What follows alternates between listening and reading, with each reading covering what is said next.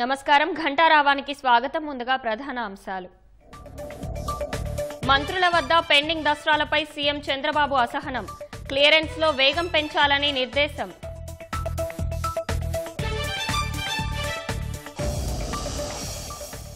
అమెరికాలో 4వ రోజు లోకేష్ పెట్టుబడుల వేట. గూగుల్, జూమ్, అడోబ్, ఇంటెల్ ప్రతినిధులతో భేటీలు.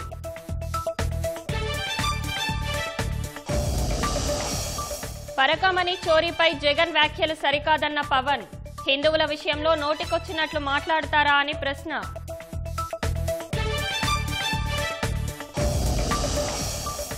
పరకామణి చోరీ కేసులో చట్టబద్ధ చర్యలకు హైకోర్టు ఆదేశం.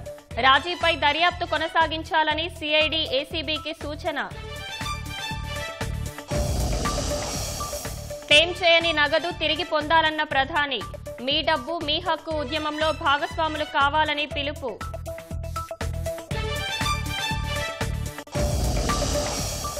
ఎస్ఐఆర్ పై ప్రజలను విపక్షాలు తప్పుదోవ పట్టిస్తున్నాయన్న అమిత్ షా. ఎలాంటి చర్చకైనా ప్రభుత్వం సిద్ధమని స్పష్టీకరణ. భారతీయుల H1B వీసా అపాయింట్మెంట్లు వాయిదా. ఈమెయిల్ అందుకున్న వారు మళ్లీ రావద్దన్న అమెరికా.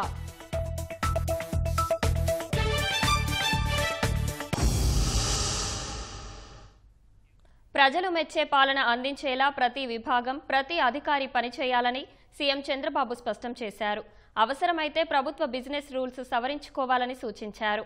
హామీ మేరకు విద్యుత్ ఛార్జీలు పెంచలేదన్న సీఎం 5 ఏళ్లలో విద్యుత్ కొనుగోలు ధరను యూనిట్కు ₹4 తగ్గించేలా కృషి చేస్తున్నామని పేర్కొన్నారు. రాష్ట్ర అప్పులన్నింటినీ రీషెడ్యూల్ చేస్తున్నట్లు ప్రకటించారు. ముఖ్యమంత్రి చంద్రబాబు అధ్యక్షతన అమరావతి సచివాలయంలో మంత్రులు, కార్యదర్శులు, విభాగాధిపతుల సదస్సు నిర్వహించారు. సుపరిపాలనకు అనుగుణంగా బిజినెస్ రూల్స్ సవరించేందుకు ఓ నిపుణుల కమిటీని ఏర్పాటు చేసే ప్రతిపాదనలు సిద్ధం చేయాలని అధికారులను సీఎం ఆదేశించారు. ప్రజల్లో సానుకూల దృక్పథం, సంతృప్త స్థాయి పెంచేలా అన్ని శాఖలు పనిచేయాల్సిందేనని తేల్చి చెప్పారు. 2025-26 ఆర్థిక సంవత్సరం మొదటి 2 త్రైమాసికాల్లో సాధించిన ఫలితాలపై సీఎం సమీక్షించారు. 3-4 త్రైమాసికాల్లో సాధించాల్సిన లక్ష్యాలపై అధికారులకు దిశానిర్దేశం చేశారు.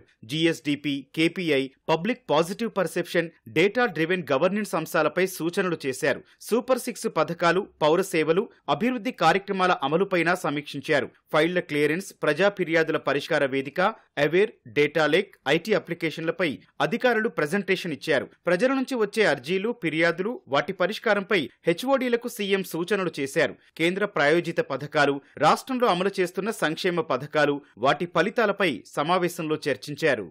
ఉద్దేశపూర్వకంగా దస్త్రాల క్లియరెన్స్లో కాలయాపన, అనవసరమైన కొత్త ఫైల్స్ సృష్టి వంటివి తగవని ముఖ్యమంత్రి హితవు పలికారు. సమస్య పరిష్కారానికి అవసరమైతే బిజినెస్ రూల్స్ లో మార్పులు తెస్తామని వెల్లడించారు. పనుల కోసం ప్రజలు కార్యాలయాలకు రాకుండా ఇళ్ల వద్దకే సేవలు చేరే పరిస్థితి రావాలన్నారు. రెవెన్యూ రికార్డులు ట్యాంపర్ చేయలేని విధంగా నూతన వ్యవస్థ తీసుకొస్తామన్నారు.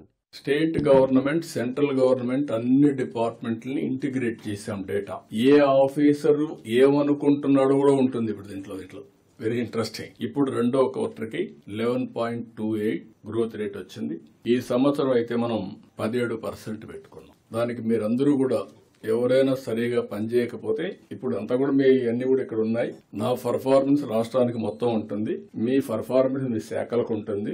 ఎవరేం చేశారో it will be on record. Competition is uniform, transparent. ఇప్పుడే కాదు, మీ క్యారియర్ అంతా కూడా ఉంటుంది.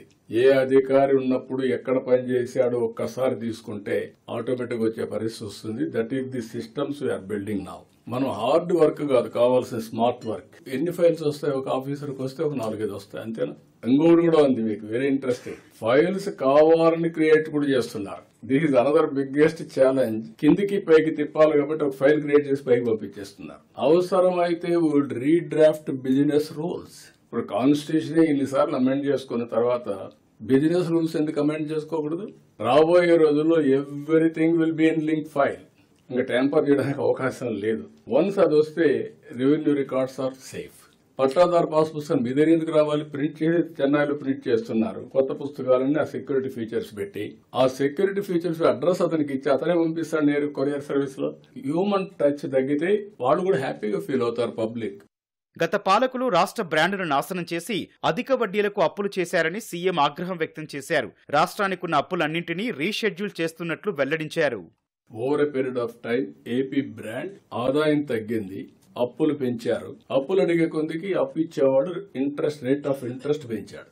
రేట్ ఆఫ్ ఇంట్రెస్ట్ ఎందుకు పెంచుతారంటే రిస్క్ ఫ్యాక్టర్ 11, 12, 13% వెళ్ళిపోయారు. ఇప్పుడు డెట్ సర్వీసింగ్ బర్డెన్ అయ్యే పరిస్థితి వచ్చింది. ఇప్పుడు అందుకని డిపార్ట్మెంట్కి చెప్పి మొత్తం డెట్ అంతా కూడా రీషెడ్యూల్ చేయమంటున్నాం. 8 ఏళ్ళు 5 ఏళ్లు ఇష్టానుసారంగా ఆడిట్ చేయకుండా ఉండే డిపార్ట్మెంట్లు ఉన్నాయి. డబ్బులు ఎక్కడ పెట్టారో తెలియకుండా ఉండే డిపార్ట్మెంట్స్ ఉన్నాయి. ఇప్పుడు ఎవ్రీథింగ్ విల్ కమ్ ఆన్లైన్. మా ఫైనాన్స్ అయితే నాకు ఎవ్రీ డే డబ్బులు లేవు అంటారు. నీ డబ్బులు లేకుంటే అది తర్వాత నేను ఇచ్చిన మాట నిలబెట్టుకోవాలి. దానికి ఏం చేయాలని హార్డ్ వర్క్ చేద్దాం, క్రియేటివ్ వర్క్ చేద్దామని నేను ఎప్పటికప్పుడు వాళ్ళని ఓవర్ రూల్ చేస్తా ఉంటా. వచ్చే 3 నెలల్లో అన్ని విభాగాలు 80% పైగా ప్రజల్లో సంతృప్త స్థాయిని సాధించాలని నిర్దేశించారు. జనవరి 15లోగా ప్రతి ప్రభుత్వ శాఖ ఆన్లైన్లో దస్త్రాలు పరిష్కరించాల్సిందేనని, లేకపోతే సదరు మంత్రులు, అధికారులు దీనికి బాధ్యత వహించాలన్నారు. దస్త్రాల క్లియరెన్స్ లో మంత్రుల టైం రిపోర్టును ఐటీ శాఖ కార్యదర్శి కాటమనేని భాస్కర్ వివరించారు. Law department is very weak in technology. Now we have to gear up. I want to reduce the total pendency. How to reduce unnecessary litigation. And sometimes cost effective. దీనివల్ల ఏమవుతుందంటే ఎవరైతే crime చేస్తారో వాళ్ళు తప్పించుకుంటున్నారు. Sensitive cases different చేసి, routine files అని differentiate చేసి, how to make it then automation. And future లో చేస్తాం సార్. ఆల్రెడీ ఉన్న ఫైల్ కి ఇప్పుడు మళ్ళీ మనం చేయాలంటే ఈచ్ ఫైల్ మాన్యువల్ గా చేయాలి. ఇన్ ఫ్యూచర్ లో will give a tab where it is a critical case, non critical అని will try to classify that sir. Ravindra sir కూడా అవే sir. Most of them are those sand vigilance cases ఉన్నాయి. Manohar sir గారి దగ్గర కూడా అవే sir, vigilance cases are there. Payyavula Keshav గారి దగ్గర ఉన్నాయి డబ్బులకు సంబంధించింది సార్. ఇప్పుడు కాస్ట్ అంత డిఫరెన్స్ ఉండడానికి వీలు. రాంప్రసాద్ రెడ్డికి ఏం కేసులు ఉన్నాయి?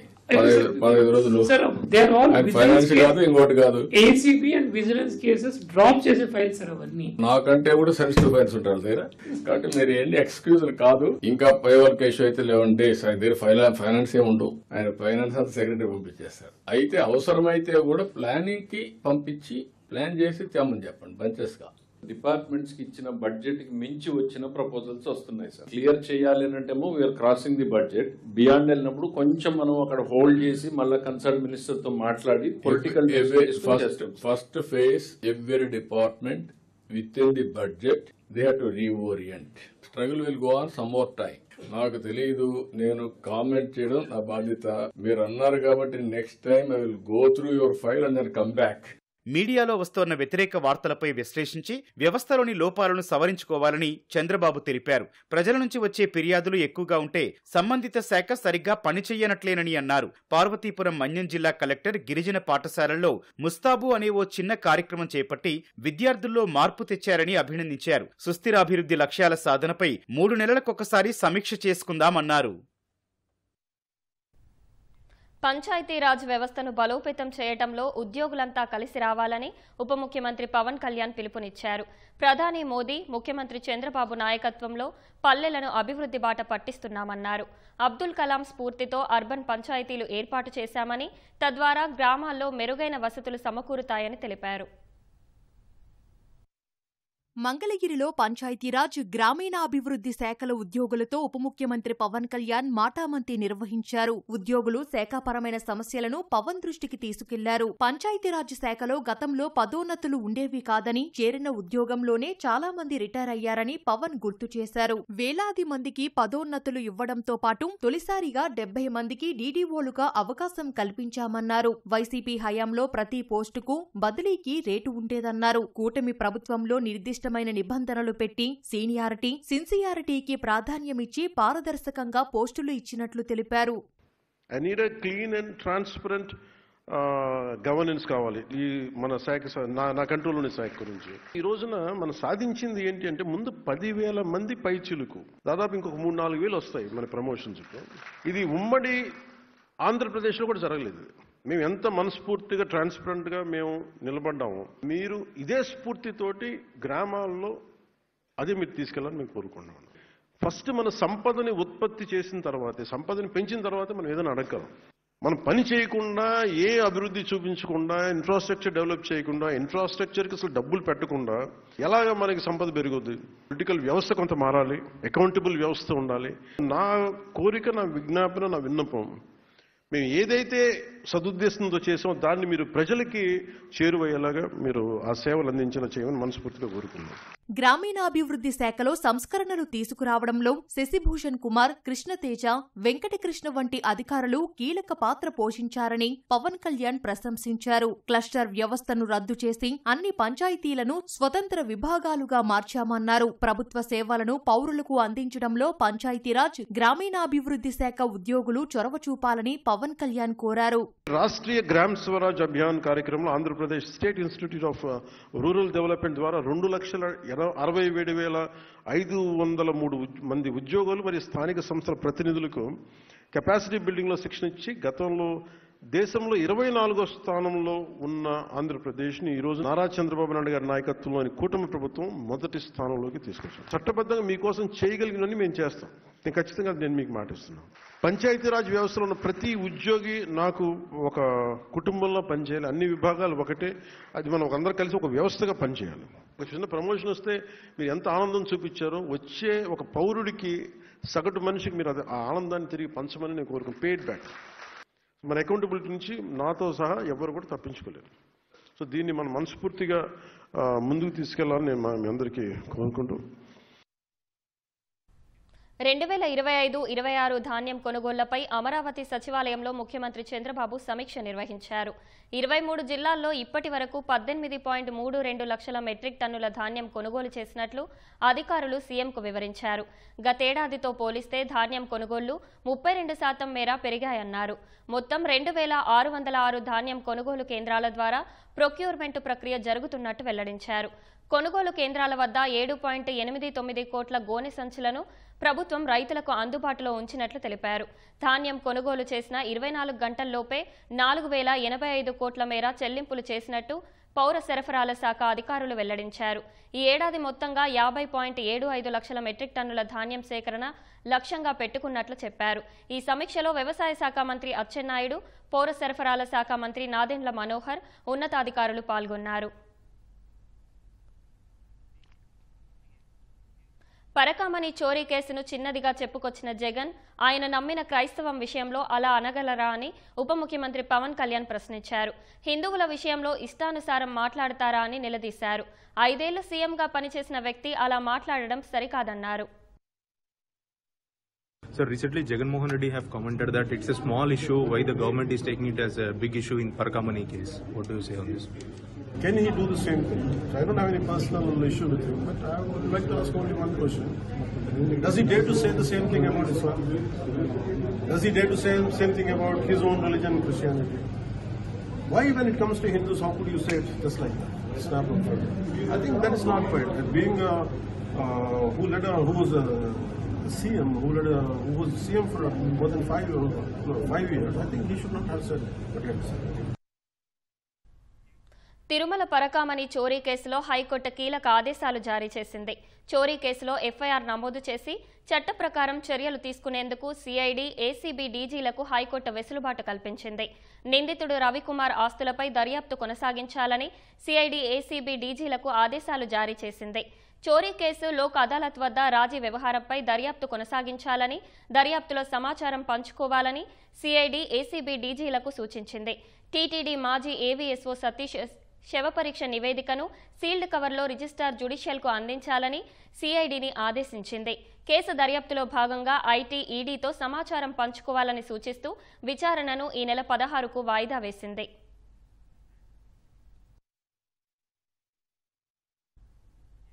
ఏఐ విప్లవంతో ఆంధ్రప్రదేశ్ను అగ్రప్రధాన నిలుపుతామని విద్యా, ఐటీ శాఖ మంత్రి లోకేష్ ధీమా వ్యక్తం చేశారు. విశాఖలో గూగుల్ డేటా సెంటర్కు మార్చి నెలలో శంకుస్థాపన చేస్తామని చెప్పారు. అమెరికా పర్యటనలో 4వ రోజు గూగుల్, జూమ్, ఎన్విడియా, ఇంటెల్ ప్రతినిధులతో లోకేష్ భేటీ అయ్యారు. విశాఖలో గూగుల్ సిటీకి అనుబంధంగా డేటా సెంటర్, సర్వర్ తయారీ ఎకోసిస్టమ్ నెలకొల్పడానికి సహకారం అందించాలని గూగుల్ సీఈఓ సుందర్ పిచాయ్ను లోకేష్ కోరారు. ఏపీలో వ్యూహాత్మక విస్తరణకు జూమ్ సంస్థ ప్రతినిధులను ఆహ్వానించారు. అమెరికాలో పర్యటిస్తోన్న మంత్రి లోకేష్ 4వ రోజు దిగ్గజ సంస్థల ప్రతినిధులతో సమావేశాలు నిర్వహించారు. గూగుల్, జూమ్, ఇంటెల్ ప్రతినిధులతో భేటీ అయ్యారు. గూగుల్ సీఈఓ సుందర్ పిచాయ్తో జరిగిన భేటీలో Google cloud CEO Thomas Kurian, vice president Bikash Kole పాల్గొన్నారు. విశాఖలో $15 బిలియన్ పెట్టుబడులకు ముందుకొచ్చినందుకు గూగుల్ బృందానికి లోకేష్ కృతజ్ఞతలు తెలిపారు. విశాఖలో ఏఐ డేటా సెంటర్ ప్రాజెక్టు పనులు ప్రారంభంపై చర్చించారు. డేటా సెంటర్ సర్వర్ తయారీ ఎకోసిస్టమ్ ప్రోత్సహించాలని గూగుల్ ప్రతినిధులను కోరారు. ఏపీలో రాబోయే డ్రోన్ సిటీ ప్రాజెక్టులో డ్రోన్ అసెంబ్లీ, కెలిబ్రేషన్, టెస్టింగ్ యూనిట్ ఏర్పాటు చేయాలని విజ్ఞప్తి చేశారు. ఏపీ ప్రభుత్వ ప్రతిపాదనలపై చర్చించి నిర్ణయం తీసుకుంటామని సుందర్ పిచాయ్ తెలిపారు. ఏఐ యుగంలో నైపుణ్యాలు, విశ్వాసం, రంగాల మార్పును సమన్వయం చేయడం అనే అంశంపై శాన్ ఫ్రాన్సిస్కోలోని సిలికాన్ వ్యాలీలో జరిగిన బే ఏరియా కౌన్సిల్ సమావేశంలో లోకేష్ పాల్గొన్నారు. ఏపీ ఆర్థిక వ్యవస్థను $2.4 ట్రిలియన్ తీసుకెళ్లటమే లక్ష్యమని స్పష్టం చేశారు. ఏపీలో గూగుల్ పెట్టుబడి ప్రారంభం మాత్రమేనన్న లోకేష్ ప్రతి కుటుంబంలో ఏఐ నిపుణుడు ఉండాలన్న చంద్రబాబు విజన్ మేరకు కృషి చేస్తున్నామని తెలిపారు. We believe that the investment of Google is just the beginning. And my chief minister has this vision of one family, one AI. So can each family member create a use case and how they should use AI to improve their lives, and learn, or improve learning outcomes. So this is the kind of work that I believe AI can fundamentally transform and enable governments to do better delivery. So that's what sets us apart, and that's what makes it very exciting from an Andhra's perspective, from an India's perspective. 1.6 billion population, youngest demographics nowhere else in the world. So we have a role to play in this entire AI revolution as a nation, and I believe as a state we will be well positioned to lead it from the front. From a data center capacity, our vision is 6 gigawatts, and what you will be seeing is all this to be construction starting in the next 12 months. Intel CTO శేషకృష్ణపురతో లోకేష్ సమావేశమయ్యారు. Intel సాంకేతిక నైపుణ్యం, global ప్రభావం రాష్ట్రాభివృద్ధికి దోహదపడుతుందని లోకేష్ అన్నారు. ఏపీలో Intel ఉత్పత్తుల కోసం assembling, testing, marking, packaging unit ఏర్పాటు చేయాలని కోరారు.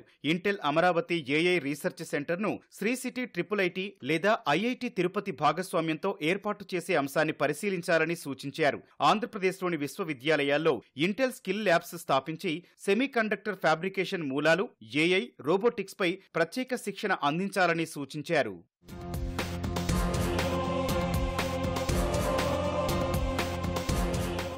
గేమింగ్, చిప్ డిజైనింగ్ లో అగ్రగామి సంస్థ ఎన్విడియా వైస్ ప్రెసిడెంట్ రాజ్ మిర్పూరితో లోకేష్ శాంటా క్లారాలో భేటీ అయ్యారు. ఏపీలో ఏఐ నైపుణ్యాభివృద్ధి, స్మార్ట్ మ్యానుఫ్యాక్చరింగ్ సాంకేతికతలు బలోపేతం చేయాలని కోరారు. ఎన్విడియా భాగస్వాములు ఏపీలో పెట్టుబడులు పెట్టేలా సహకారం అందించాలని విజ్ఞప్తి చేశారు.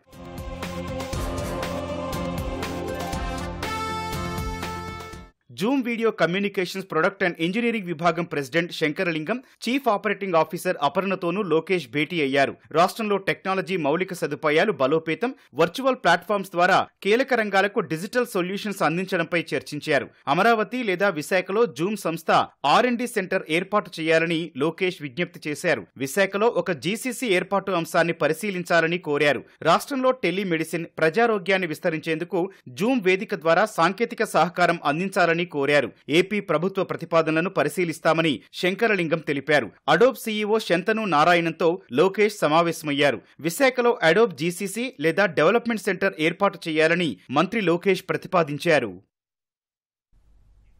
ఆంధ్రప్రదేశ్లో మంచి విద్యా విధానాలు అమలు చేస్తున్నారని కేంద్ర విద్యాశాఖ మంత్రి ధర్మేంద్ర ప్రధాన్ ప్రశంసించారు.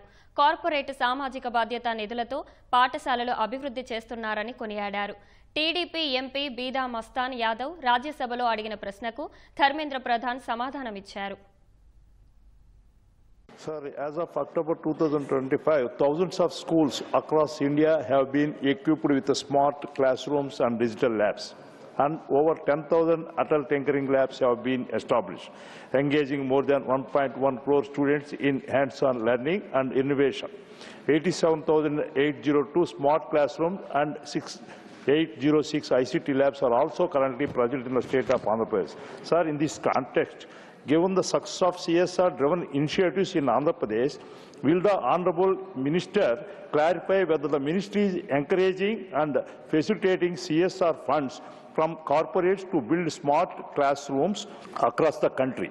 and what steps are being taken to replicate the Andhra Pradesh model in other states to ensure that every child benefits from modern inclusive education? Specific to Andhra Pradesh, certainly I will appreciate the approach of visionary leadership of Sri Chandrababu Naidu ji and the Education Minister Nara Lokesh Naidu for specific creating a quality education ecosystem in Andhra Pradesh. Certainly that's a good model. According to CSR policy is giving priority to education. So the way Andhra has developed an ecosystem with a focused manner, any state can develop that approach in the respective state. But I can appreciate Andhra is a good model, but simultaneously I will say almost all state and UT of our country is creating innovative education models. Anganwadi కార్యకర్తలకు వేతనాలు ఇంకోసారి పెంచాలనే ఆలోచన ప్రభుత్వానికి ఉందని గిరిజన సంక్షేమ శాఖ మంత్రి గుమ్మడి సంధ్యారాణి చెప్పారు. రాష్ట్రంలోని 55,746 అంగన్వాడీ కార్యకర్తలకు 5G మొబైల్ ఫోన్ల పంపిణీ కార్యక్రమాన్ని ఆమె విజయవాడ కలెక్టరేట్లో ప్రారంభించారు.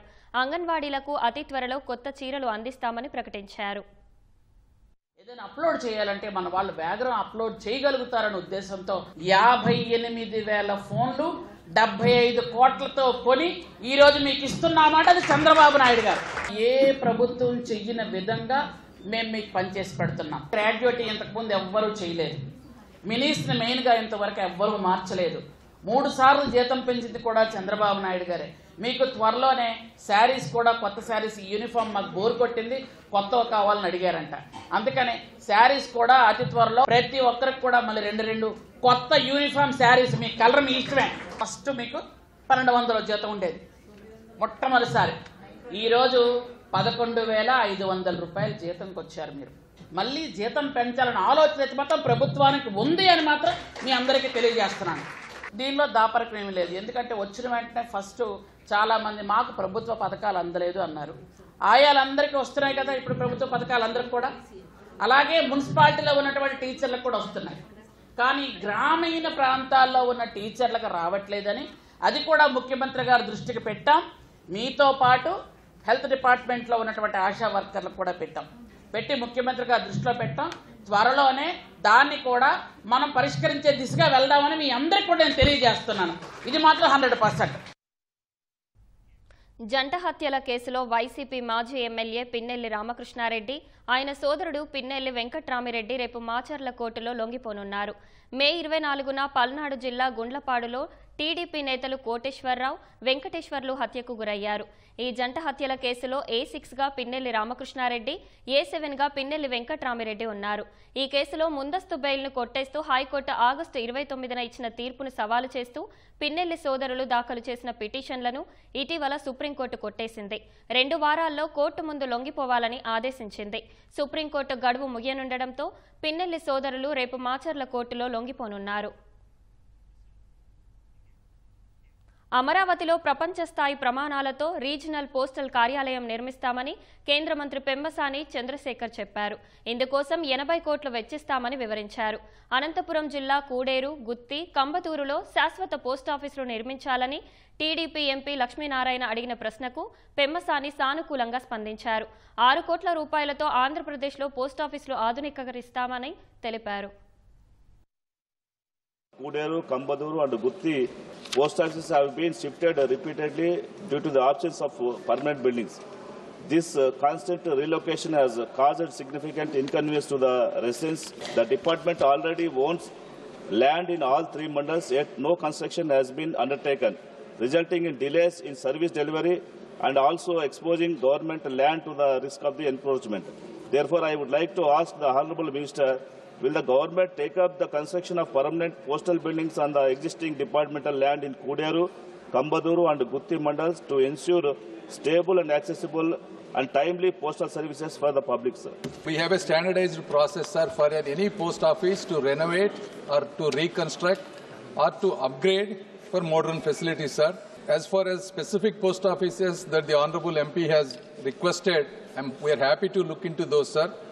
But in general, in Andhra Pradesh, we have spent over 6 crores of money for upgrading the post offices, sir. And the other thing is, the Amaravati new capital has been formed and there we are building with almost 80 crores a completely world-class new regional office.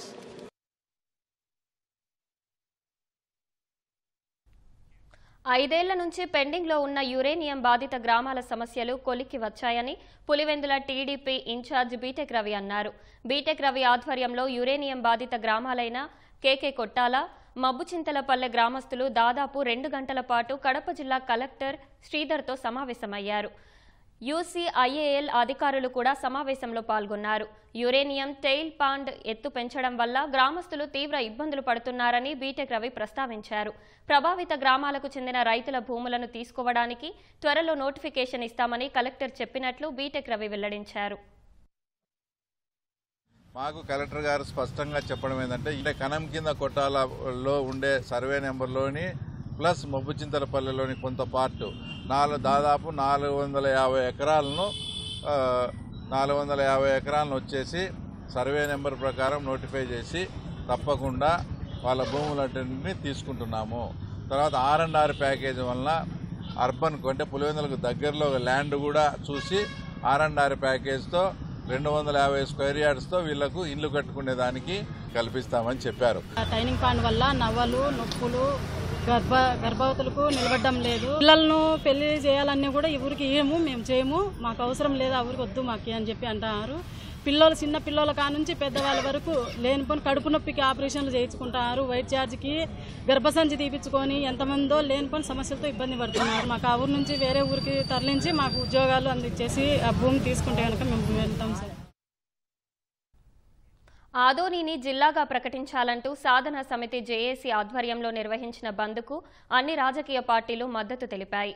తెల్లవారుజాము నుంచే ఆందోళనకారులు రోడ్లపైకి వచ్చి RTC బస్సులను అడ్డుకున్నారు. దీంతో బస్సులు డిపోలకే పరిమితమయ్యాయి. ఆదోని జిల్లా కోసం దుకాణదారులు, వాణిజ్య వ్యాపారాలు స్వచ్ఛందంగా బంద్ పాటిస్తూ మద్దతును తెలిపారు. స్కూళ్లకు ముందుగానే సెలవు ప్రకటించారు. మధ్యాహ్నానికి బంద్ కార్యక్రమం మరింత ఉధృతమైంది. భీమాస్ కూడలిలో రోడ్డుపై బైఠాయించి టైర్లు కాల్చి నిరసన తెలిపారు. మెరుగైన విద్య, వైద్య సేవలు అందాలంటే ఆదోని జిల్లా అవసరమని నేతలు అన్నారు. ప్రభుత్వ మెడికల్ కాలేజీల ప్రైవేటీకరణ వద్దంటూ వైసీపీ అధినేత జగన్ పిలుపుతో రాష్ట్ర వ్యాప్తంగా ఆ పార్టీ శ్రేణులు ర్యాలీలు చేపట్టాయి. పార్వతీపురం మన్యం జిల్లా సాలూరులో 1,000,000 సంతకాల ఉద్యమ ర్యాలీని వైసీపీ నేత రాజన్న దొర జెండా ఊపి ప్రారంభించారు. శ్రీకాకుళం జిల్లా నరసన్నపేటలో వైసీపీ నేత కృష్ణయ్య ఆధ్వర్యంలో భారీ ద్విచక్ర వాహన ర్యాలీ చేపట్టారు. ఈ కార్యక్రమంలో ఎమ్మెల్సీ రవిబాబు పాల్గొన్నారు. శ్రీకాకుళం జిల్లా పాతపట్నంలో 1,000,000 సంతకాల సేకరణ ముగింపు కార్యక్రమంలో మాజీ సభాపతి తమ్మినేని సీతారాం పాల్గొన్నారు. పార్టీ కార్యాలయం నుంచి ర్యాలీ నిర్వహించేందుకు సిద్ధమవగా పోలీసులు వారిని అడ్డుకునేందుకు యత్నించడంతో స్వల్ప ఉద్రిక్తత నెలకొంది. కృష్ణా జిల్లా పామరులో జరిగిన ర్యాలీలో మాజీ మంత్రి కొడాలి నాని పాల్గొన్నారు. ఎన్నికల్లో ఓటమి, అనారోగ్య సమస్యలతో 18 నెలలుగా రాజకీయాలకు దూరంగా ఉన్నానని కొడాలి చెప్పారు. తూర్పు గోదావరి జిల్లా నిడదవోలులో సేకరించిన సంతకాల ప్రతులతో వైసీపీ నేతలు ర్యాలీ నిర్వహించారు. ప్రైవేటీకరణ నిర్ణయం వెనక్కి తీసుకునే వరకు ఉద్యమం కొనసాగిస్తామని నినాదాలు చేశారు.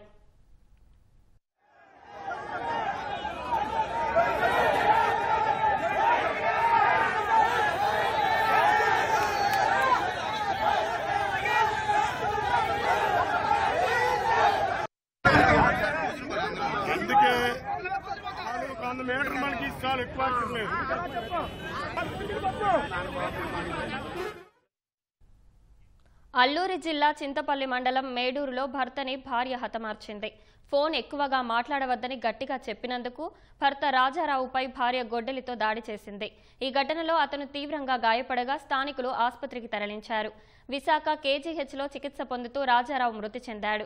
ఘటనపై కేసు నమోదు చేసిన పోలీసులు భార్యను అదుపులోకి తీసుకున్నారు. రాజారావుకి 3 పిల్లలున్నారు. అతని పెద్ద కుమార్తె ఫిర్యాదుతో నిందితురాలు దేవిని పోలీసులు అరెస్టు చేసి కేసు దర్యాప్తు చేస్తున్నారు.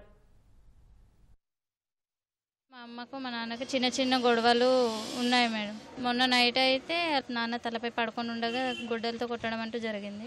అది నాకు కూడా తెలియదు. నేను పక్క ఇంట్లో అంటే మా ఫ్రెండ్స్తో పడుకున్నాను. తమ్ముడు అక్కడే ఉన్నాడు. తమ్ముడికి కూడా తెలియదు. లేచి చూసేసరికి రక్తం అడుగులు పడి ఉన్నాడు మా నాన్నగారు. ఎక్కువగా ఫోన్ మాట్లాడుతూ ఉండింది మేడం. అంటే అది ఎవరితో మాట్లాడిందో తెలియదు కానీ ఫోన్ ఎక్కువగా మాట్లాడుతూ పిల్లల గురించి పట్టించుకునేది అయితే కట్టుకున్న భర్తని ఇలా చంపేస్తారు మేడం.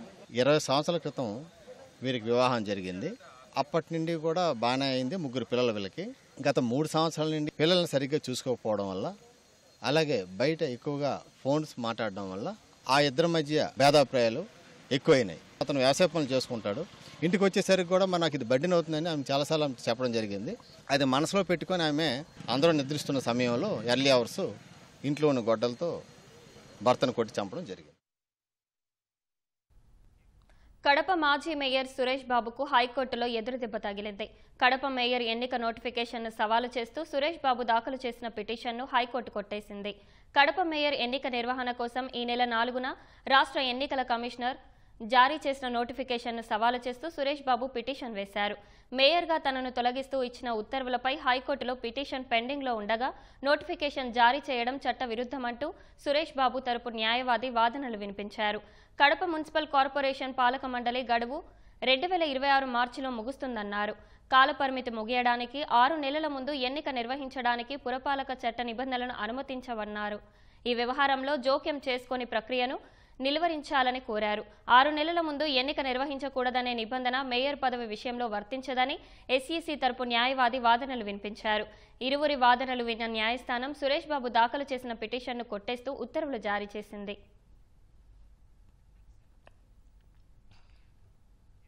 కేంద్ర ప్రభుత్వం విధించిన డెడ్ లైన్ దగ్గర పడుతున్న వేళ నక్సల్ ప్రభావిత రాష్ట్రాల్లో మావోయిస్టుల లొంగుబాటు కొనసాగుతోంది. ఇవాళ గడ్చిరోలి జిల్లాలోని మరో 11 మంది నక్సలైట్లు మహారాష్ట్ర డీజీపీ రష్మి శుక్లా ఎదుట లొంగిపోయారు. పోలీసుల ఎదుట తమ ఆయుధాలను సమర్పించారు. ఈ 11 మందిపై మహారాష్ట్రలో 82 లక్షల నజరానా ఉందని పోలీసులు తెలిపారు. లొంగిపోయిన వారిలో 4 యూనిఫామ్లతో ఉన్నారు. పౌరులపై జరుగుతున్న హింసతో విసుగు చెందిన అనేక మంది మావోయిస్టు భావాజాలం పట్ల భ్రమలు తొలగించుకుంటూ మహారాష్ట్ర ప్రభుత్వం చేపట్టిన పునరావాస విధానం వైపు ఆకర్షితులవుతున్నారని పోలీసులు తెలిపారు. కాగా ఒక్క గడ్చిరోలి జిల్లాలోనే ఈ ఏడాది ఇప్పటి వరకు 112 మంది మావోయిస్టులు లొంగిపోయారు. మావోయిస్టులు ఒక బృందంగా లొంగిపోతే వారి పునరావాసం కోసం కేంద్ర రాష్ట్ర ప్రభుత్వాల తరపున 10 లక్షల ఆర్థిక సాయం చేస్తామని ఇప్పటికే మహారాష్ట్ర ప్రభుత్వం ప్రకటించింది. ఛత్తీస్గఢ్లోనూ 4 మావోయిస్టులు ఇవాళ లొంగిపోయారు. వారిపై 23 లక్షల బౌంటీ ఉన్నట్లు పోలీసులు తెలిపారు.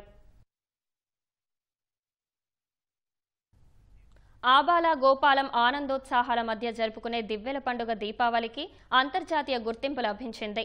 యునెస్కో ఇంటాంజిబుల్ కల్చరల్ హెరిటేజ్ జాబితాలో దీపావళి పండుగకు చోటు దక్కింది. ఢిల్లీ ఎర్రకోట వద్ద నిర్వహించిన సమావేశంలో యునెస్కో ఈ మేరకు నిర్ణయం తీసుకుంది. ఈ విషయాన్ని కేంద్ర సాంస్కృతిక శాఖ మంత్రి గజేంద్ర సింగ్ షెకావత్ సామాజిక మాధ్యమం ఎక్స్ ద్వారా ప్రకటించారు. భారత్లో ఘనంగా జరిగే ఈ పండుగను ప్రస్తుతం ప్రపంచంలోని ఇతర ప్రాంతాలు కూడా జరుపుకుంటున్నాయి. ఇప్పటికే కుంభమేళా, కోల్కతా దుర్గా పూజ, గర్భ నృత్యం, యోగా, వేద పఠన సంప్రదాయం, రామాయణ గాథను ప్రదర్శించే రామ్లీలా తదితరాలు యునెస్కో ఇంటాంజిబుల్ కల్చరల్ హెరిటేజ్ జాబితాలో చేరాయి. యునెస్కో సమావేశాలకు భారత్ తొలిసారి ఆతిథ్యం ఇస్తోంది. యునెస్కో ఇంటాంజిబుల్ కల్చరల్ హెరిటేజ్ 20వ సదస్సు ఈ నెల 13 వరకు ఢిల్లీ ఎర్రకోటలో జరగనుంది. This detailed explanation on the different issues on this file as a whole. Mata ki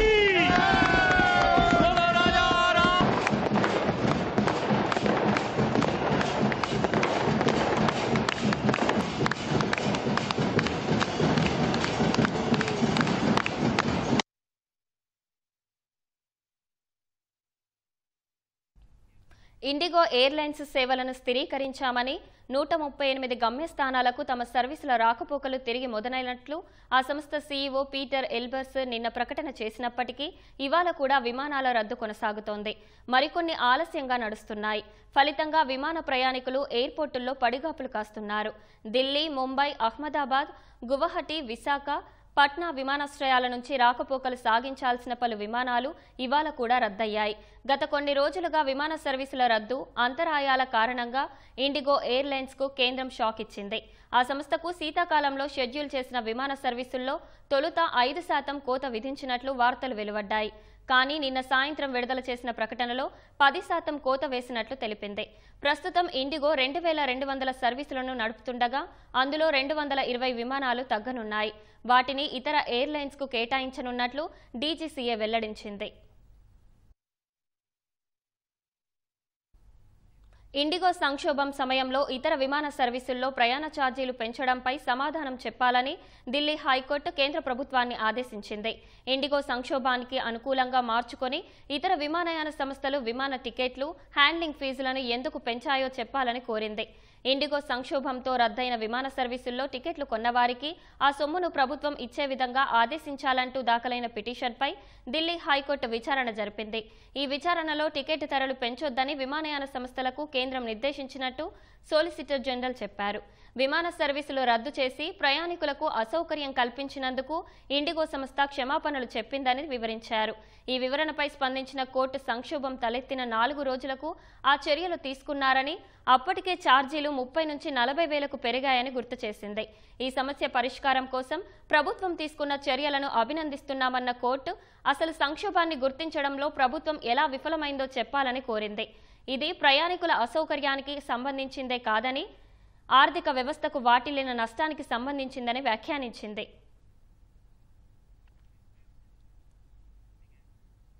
IndiGo విమాన సర్వీసుల్లో కేంద్రం 10% కోత విధించిన వేళ ఈ అవకాశాన్ని అందిపుచ్చుకునేందుకు ఇతర విమానయాన సంస్థలు సిద్ధమయ్యాయి. ప్రస్తుత శీతాకాల షెడ్యూల్లో ప్రతిరోజు అదనంగా 100 విమానాలు నడపనున్నట్లు దేశీయ విమానయాన సంస్థ స్పైస్ జెట్ ప్రకటించింది. ప్రయాణికుల డిమాండ్ ఉన్న రూట్లలో ఈ సర్వీసులను నడపనున్నట్టు తెలిపింది. నియంత్రణ సంస్థల అనుమతులకు లోబడి తమ ప్రణాళికను అమలు చేస్తామని పేర్కొంది. ప్రస్తుత శీతాకాల షెడ్యూల్లో రోజుకు 224, వారానికి 1568 విమానాలు నడిపేందుకు స్పైస్ జెట్కు అనుమతులు ఉన్నాయి. గత 2 నెలల్లో 17 విమానాలను సమకూర్చుకున్నామని, అదనపు సర్వీసులు నడపడానికి అవి ఉపయోగపడతాయని స్పైస్ జెట్ తెలిపింది. మెరుగైన ప్రణాళిక, వనరుల సమర్థత వినియోగం ద్వారా అదనపు విమాన సర్వీసులకు ఆటంకం లేకుండా నడపగలమని వెల్లడించింది. భారతీయుల H-1B వీసా అపాయింట్మెంట్లను అమెరికా వాయిదా వేసింది. ఈ మేరకు ఢిల్లీలోని అమెరికా రాయబార కార్యాలయం ఓ ప్రకటన చేసింది. నూతన సోషల్ మీడియా వెట్టింగ్ విధానం కారణంగా ఈ నిర్ణయం తీసుకున్నట్లు తెలిపింది.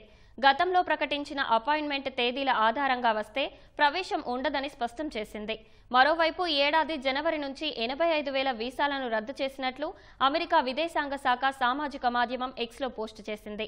అధ్యక్షుడు డొనాల్డ్ ట్రంప్తో కూడిన మేక్ అమెరికా సేఫ్ అగైన్ ఫోటోను ఆ పోస్టుకు జత చేసింది. అమెరికా తీసుకొచ్చిన నూతన సోషల్ మీడియా వెట్టింగ్ విధానం భారత H-1B దరఖాస్తుదారుల్లో గందరగోళం సృష్టిస్తోంది. ఈ విధానం వల్ల భారీ సంఖ్యలో వీసా అపాయింట్మెంట్లు వాయిదా పడ్డాయి. H-1B వీసా ప్రస్తుత అపాయింట్మెంట్లను వాయిదా వేయటం లేదా రీషెడ్యూల్ చేయటం జరిగిందని ఢిల్లీలోని అమెరికా రాయబార కార్యాలయం సామాజిక మాధ్యమంలో ఓ పోస్టు పెట్టింది. గతంలో ప్రకటించిన అపాయింట్మెంట్ తేదీల ఆధారంగా వస్తే ప్రవేశం ఉండదని స్పష్టం చేసింది. H-1B వీసాల అపాయింట్మెంట్లు వాయిదా వేసినట్లు ఈమెయిల్ అందితే కొత్త అపాయింట్మెంట్ తేదీ విషయమై సాయం చేసేందుకు మిషన్ ఇండియా ఎదురుచూస్తున్నట్లు పేర్కొంది. అమెరికా విదేశాంగ శాఖ ఈ ఏడాది భారీగా వీసాలను రద్దు చేసిన నేపథ్యంలో ఈ నిర్ణయం వెలువడింది. జనవరి నుంచి ఇప్పటి వరకు 85,000 వీసాలను రద్దు చేసినట్లు అమెరికా విదేశాంగ శాఖ సామాజిక మాధ్యమం ఎక్స్లో పోస్ట్ చేసింది. అమెరికా పౌరుల భద్రతను దృష్టిలో పెట్టుకుని ఈ నిర్ణయం తీసుకున్నట్లు వెల్లడించింది. ఈ ఏడాది జనవరిలో అమెరికా అధ్యక్షుడిగా డొనాల్డ్ ట్రంప్ రెండోసారి బాధ్యతలు చేపట్టిన అనంతరం అక్రమ వలసదారులను వెనక్కి పంపించే కార్యక్రమం చేపట్టారు. దీంతో పాటు సోషల్ మీడియా వెట్టింగ్ విధానాన్ని తీసుకొచ్చారు. వీసా జారీ చేయడానికి ముందు దరఖాస్తుదారుల సామాజిక మాధ్యమ ఖాతాలను క్షుణ్ణంగా పరిశీలించడం కోసం ఈ విధానాన్ని తీసుకొచ్చారు. కొన్ని నెలల క్రితం H-1B వీసా దరఖాస్తు ఫీజును అమెరికా ప్రభుత్వం $1,00,000కు పెంచింది. H-1B వీసాలకు దరఖాస్తు చేసుకునే వారి లింక్డ్ఇన్ పేజీలు, రెజ్యూమ్లను సమీక్షించాలని ఇటీవల తన దౌత్యవేత్తలకు అమెరికా విదేశాంగ శాఖ ఆదేశాలిచ్చింది. భారత్లో వచ్చే 5 ఏళ్లలో 3,14,000 కోట్ల పెట్టుబడులు పెట్టనున్నట్లు అమెజాన్ వెల్లడించింది. AI ఆధారిత డిజిటలైజేషన్, ఉద్యోగ కల్పన, ఎగుమతుల వృద్ధి లక్ష్యంగా ఈ పెట్టుబడులు ఉంటాయని ఢిల్లీలో జరిగిన అమెజాన్ సంభవ్ సమ్మిట్లో అమెజాన్ సీనియర్ అధికారి అమిత్ అగర్వాల్ తెలిపారు. ప్రస్తుతం తాము భారత్ నుంచి $20 బిలియన్ విలువైన ఎగుమతులు చేస్తున్నామని, వాటిని $80 బిలియన్ పెంచడమే లక్ష్యమని వివరించారు. ప్రస్తుతం ప్రకటించిన పెట్టుబడులతో 10 లక్షల ప్రత్యక్ష, పరోక్ష ఉద్యోగాలు లభిస్తాయని అగర్వాల్ చెప్పారు. 2010 నుంచి ఇప్పటి వరకు డేటా సెంటర్లు, రవాణా, డిజిటల్ లావాదేవీలు, సాంకేతికత అభివృద్ధి కోసం భారత్లో $40 బిలియన్ పెట్టుబడి పెట్టామని వివరించారు. ఆత్మనిర్భర్ భారత్, వికసిత్ భారత్ లక్ష్యాలకు అనుగుణంగా తమ సంస్థ పనిచేస్తోందని అమిత్ అగర్వాల్ తెలిపారు. అమెరికాకు చెందిన మరో దిగ్గజ సంస్థ మైక్రోసాఫ్ట్ వచ్చే 3 ఏళ్లలో 1,58,000 కోట్ల పెట్టుబడి పెట్టనున్నట్టు నిన్న ప్రకటించింది.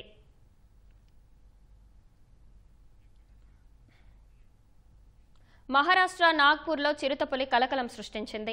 శివనగర్ ప్రాంతంలో స్థానిక ప్రజలపై చిరుత దాడి చేసింది. ఈ ఘటనలో 7 గాయపడ్డారు. చిరుత కదలికలు ఉన్నాయన్న సమాచారంతో అటవీశాఖ అధికారులు, పోలీసులు ఘటనా స్థలికి చేరుకొని విచారణ చేపట్టారు. క్షతగాత్రులను చికిత్స నిమిత్తం సమీప ఆసుపత్రికి తరలించారు. అనంతరం చిరుతకు మత్తుమందు ఇచ్చి బోనులో బంధించారు. ఒక్కసారిగా జరిగిన ఈ ఘటనతో అక్కడి ప్రజలు భయాందోళనకు గురయ్యారు. ఈ ప్రాంతంలో చిరుతపులిని బంధించడం ఇది రెండోసారి. గత నెలలో కూడా ఓ చిరుతపులిని అధికారులు పట్టుకున్నారు.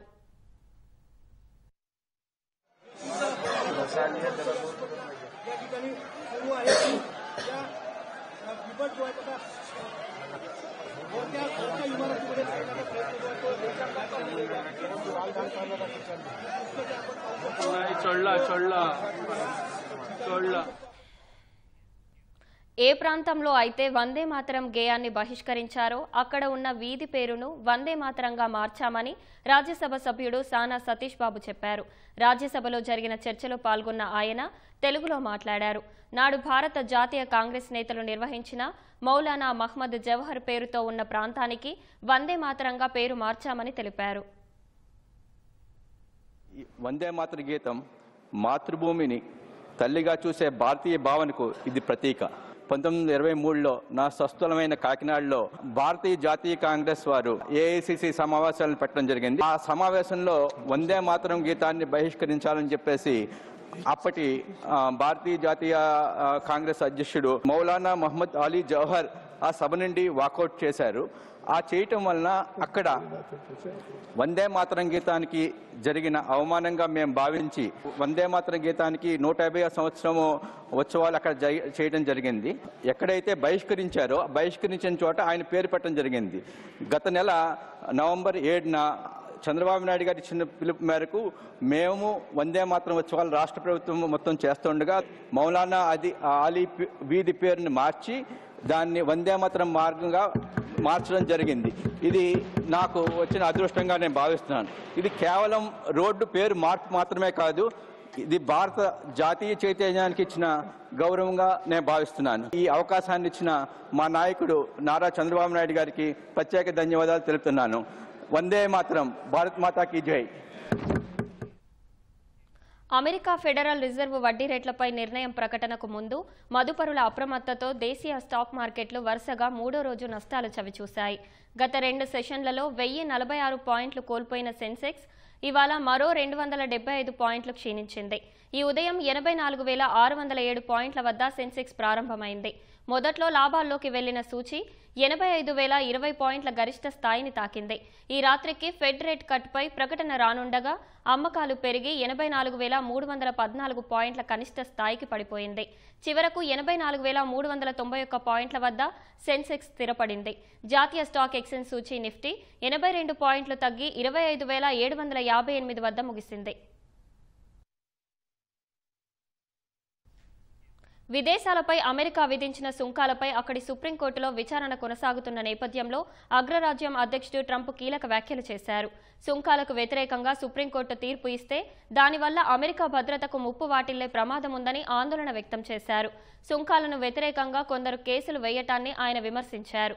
సుంకాల ద్వారా $100 బిలియన్ సృష్టించినట్లు ట్రంప్ వెల్లడించారు. ఇతర దేశాలు తమ దేశం విషయంలో ఎలా వ్యవహరిస్తున్నాయో తాము అలాగే చేస్తున్నామని, ఆ విధంగా చేయొద్దని తనను ఎవరూ ఆదేశించలేరని ట్రంప్ అన్నారు.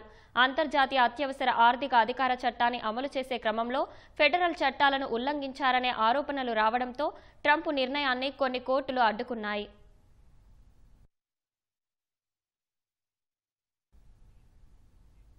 ఆస్ట్రేలియా ప్రభుత్వం 16 ఏళ్లలోపు పిల్లలకు సోషల్ మీడియా నిషేధాన్ని నేటి నుంచే అమలు చేసింది. చిన్నారుల క్షేమం కోసం ఈ నిర్ణయం తీసుకున్న ప్రపంచంలోని మొట్టమొదటి దేశంగా ఆస్ట్రేలియా నిలిచింది. ఆ దేశ ప్రభుత్వం 2024లో ఈ బిల్లును ఆమోదించింది.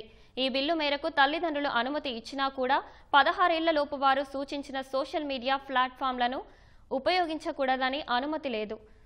ఈ నిబంధనల అమలులో విఫలమైన సోషల్ మీడియా సంస్థలకు గరిష్టంగా సుమారు 296 కోట్ల రూపాయల వరకు జరిమానా విధించే అవకాశం ఉంది. పిల్లలకు లేదా వారి తల్లిదండ్రులకు ఎలాంటి జరిమానాలు ఉండవు. ఈ చట్టం బాధ్యత పూర్తిగా టెక్ కంపెనీలపై మాత్రమే ఉంటుంది. ప్రస్తుతానికి ఈ నిబంధనల కింద Facebook, Instagram, TikTok, X, threads వంటివి ఉన్నట్టు సంబంధిత వర్గాలు తెలిపాయి. ఈ నిర్ణయాన్ని అమలు చేయడం కష్టతరమైన పని అన్న ఆస్ట్రేలియా ప్రధాని ఆంటోనీ ఆల్బనీస్ ఈ సంస్కరణ చిన్నారుల జీవితాలను మారుస్తుందని తెలిపారు. ఈ బిల్లు చిన్నారుల వారి బాల్యాన్ని ఫలవంతంగా గడిపేందుకు తోడ్పడుతుందని ఆశాభావం వ్యక్తం చేశారు. రష్యా మిత్రదేశం బెలారస్ ప్రయోగిస్తున్న వాతావరణ బెలూన్ల వల్ల లిథువేనియాలోని నేషనల్ ఎమర్జెన్సీ విధించాల్సి వచ్చింది. ఈ బెలూన్లు లిథువేనియా గగనతల మార్గాల్లో సమస్యలు సృష్టిస్తున్నాయి. ప్రధాన విమానాశ్రయాన్ని మూసివేయాల్సి వచ్చింది. పెద్ద సంఖ్యలో ప్రయాణికులు విమానాశ్రయంలో చిక్కుకుపోయారు. వాతావరణ పరిస్థితులు అంచనా వేసేందుకు బెలారస్ వెదర్ బెలూన్లను ప్రయోగిస్తోంది. అవి అదుపు తప్పి లిథువేనియా గగనతలంలోకి వెళ్లిపోతున్నాయి. వీటి వల్ల లిథువేనియాలో విమాన కార్యకలాపాలకు అంతరాయం కలుగుతోంది. బెలారస్లోని అటవీ ప్రాంతం వైపు నుంచి ఇటీవల అనేక బెలూన్లు దూసుకువస్తున్నాయని లిథువేనియా ప్రభుత్వం ఆరోపించింది. ఇది తమ ఆర్థిక వ్యవస్థ, వైమానిక భద్రతను లక్ష్యంగా చేస్తున్న హైబ్రిడ్ దాడి అని లిథువేనియా విదేశాంగ శాఖ తీవ్రంగా స్పందించింది. సరిహద్దు ప్రాంతాల్లో లిథువేనియా పోలీసులు, భద్రతా బలగాలతో పాటు సైన్యం కూడా గస్తీ నిర్వహిస్తోంది. సిగరెట్లను స్మగ్లింగ్ చేయడానికి ఇలాంటి బెలూన్లు వాడుతున్నారనే ఆరోపణలు కూడా ఉన్నాయి. ఈ బెలూన్లపై ఉన్నతాధికారులు దర్యాప్తు ప్రారంభించారని, వీటి వెనుక ఉన్న కుట్ర త్వరలోనే బయటపడనుందని లిథువేనియా పేర్కొంది. అయితే హైబ్రిడ్ దాడి ఆరోపణలను బెలారస్ అధ్యక్షుడు అలెగ్జాండర్ లుకాషెంకో ఖండించారు. బెలూన్ల వ్యవహారంపై స్పందింపులకు సిద్ధమన్నారు. తమ దేశం యుద్ధాన్ని కోరుకోవడం లేదన్నారు. మరోవైపు నాటో దేశాల గగనతలంలో జరుగుతున్న ఈ ఉల్లంఘనలపై ఐరోపా దేశాలు అప్రమత్తమయ్యాయి.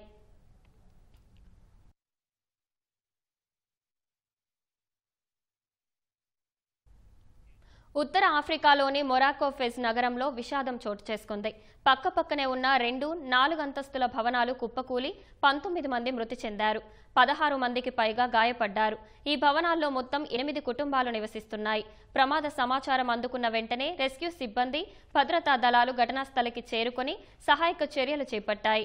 క్షతగాత్రులను సమీప ఆసుపత్రులకు తరలించారు. శిథిలాల కింద చిక్కుకుపోయిన వారిని బయటకు తీసేందుకు సహాయక చర్యలు కొనసాగిస్తున్నాయి. భవన నిర్మాణంలో లోపాల వల్లే ఈ ప్రమాదం జరిగి ఉంటుందని అధికారులు అనుమానిస్తున్నారు. మొరాకోలో 2వ అతిపెద్ద నగరమైన ఫెజ్ ప్రపంచ పర్యాటక ప్రాంతంగా గుర్తింపు పొందింది. అంతేకాకుండా అత్యంత పేద నగరాల్లో ఫెజ్ కూడా ఒకటి. ఇక్కడ ఎన్నో పురాతన భవనాలు ఉన్నాయి. ఈ ఏడాది మే నెలలో కూడా ఓ భవనం కూలి 10 మంది మృతి చెందారు.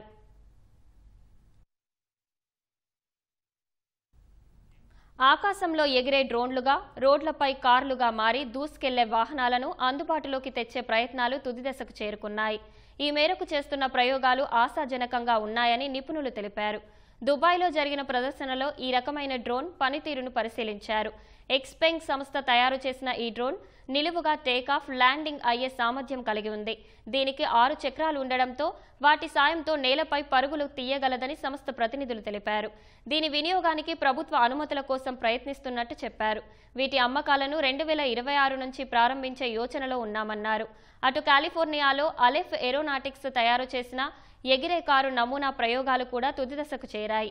ప్రయోగ పరీక్షల్లో గాల్లోకి ఎగిరిన ఈ డ్రోన్ తక్కువ ఎత్తులో మరో కారు మీదుగా వెళ్లి సురక్షితంగా ల్యాండ్ అయి అబ్బురపరిచింది.